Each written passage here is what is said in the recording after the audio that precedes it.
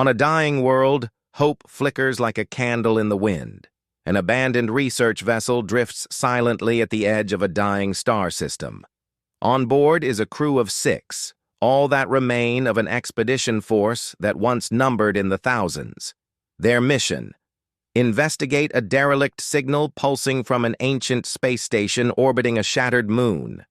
Inside the ship, Communications Officer Lyra runs her fingers over the keyboard of her console, the flickering lights painting stark shadows across her face. Her captain, Reese, stands beside her, his broad shoulders slumped in defeat.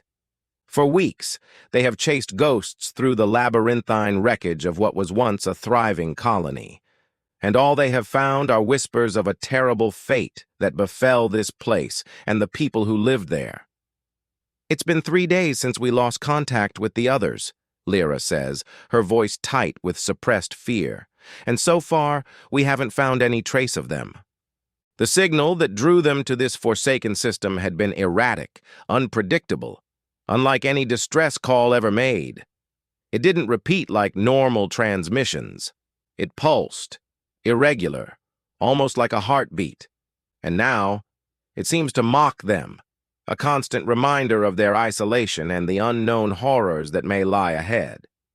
Suddenly, Lyra's eyes widen and she reaches for the controls. "I'm picking up something," she says, her voice trembling. "A faint transmission.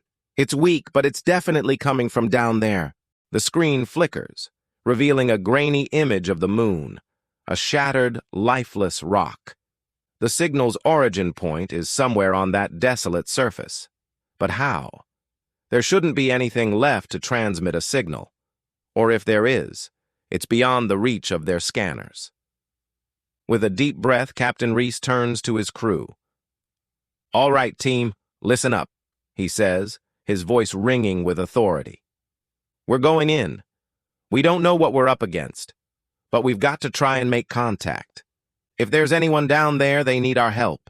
And if there isn't, well, then we'll find out why this signal is being sent. Dismissed." The crew members, a mix of seasoned veterans and eager newcomers, exchange nervous glances.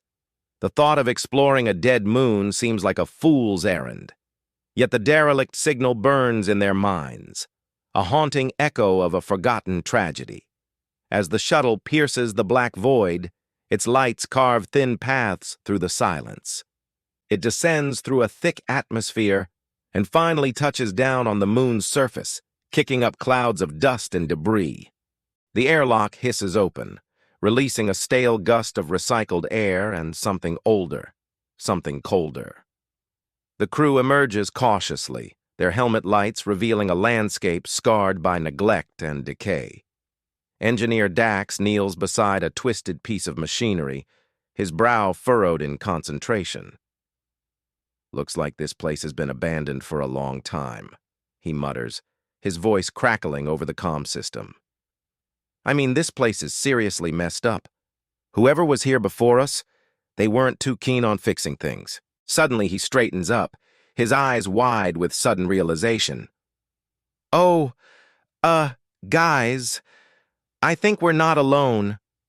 His voice trembles slightly, betraying his composure. Their helmets pick up dried streaks of blood decorating the walls. As they move deeper into the bowels of the station, the temperature drops steadily, sending goosebumps prickling across their skin. A low hum resonates through the metal floor, vibrating deep within their bones. It's a sound that speaks of machinery whirring to life after a long slumber. Lyra gasps, pointing to the ceiling where a dark shape seems to writhe in the flickering light. "What is that?" she whispers, her voice tight with fear. The others crane their necks to follow her gaze, their expressions a mixture of awe and dread. A massive, spider-like creature scuttles down the wall, its many legs clicking against the metal floor. It pauses, sensing their presence, and lets out a hissing screech that echoes through the chamber. With a sudden burst of speed, it lunges towards them. Captain Reese reacts instantly, drawing his laser rifle and firing a warning shot that sears through the air inches from the creature's head. It recoils, chittering angrily, and disappears into the gloom. Shaken but resolute, the crew press on, determined to uncover the secrets of the abandoned station and the nature of the signal that brought them here. As they venture deeper, the hum grows louder, mingling with the distant echoes of the creature's chilling cries. In the eerie silence that follows, Captain Reese raises his voice to cut through the tension.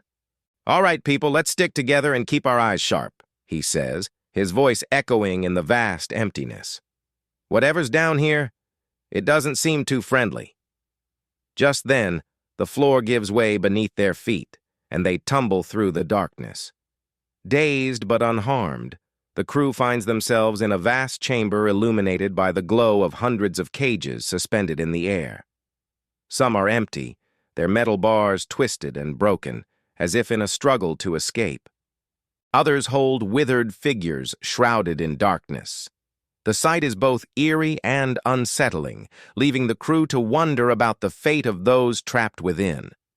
As they cautiously approach one of the cages, a faint scratching sound fills the air.